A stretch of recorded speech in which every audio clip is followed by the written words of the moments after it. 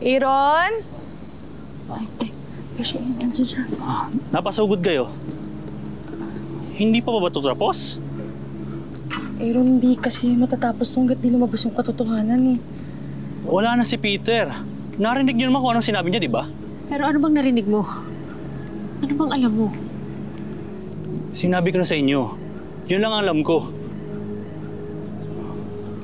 Sige na, marami pa akong gagawin. Aaron.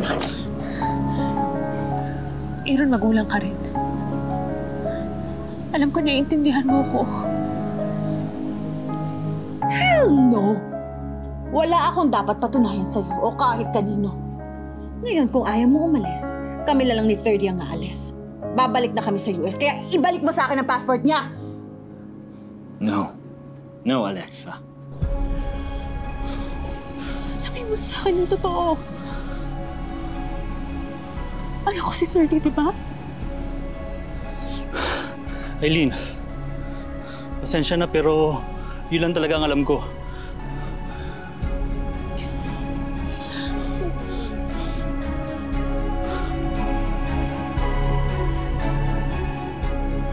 Hanggat hindi ko nakukuha ang kailangan kong sagot, 30 and I will stay here. Ikaw, kung gusto mong umalis, then leave. Pero hinding-hindi mo na mailalayo sa akin ang anak ko.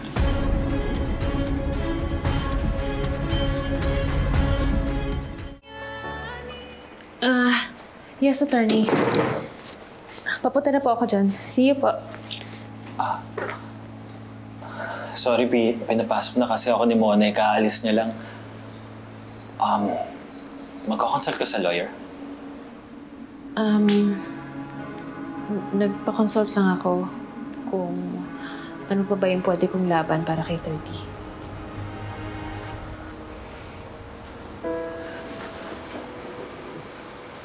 Aileen, may laban ka.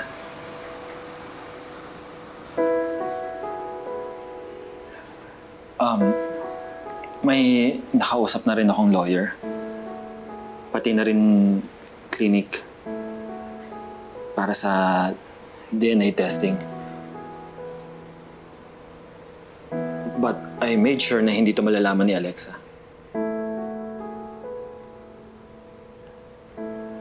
Aileen, tama ka. Wala akong buto. But I'm learning now. Aileen, ang kailangan ko na lang. Ikaw.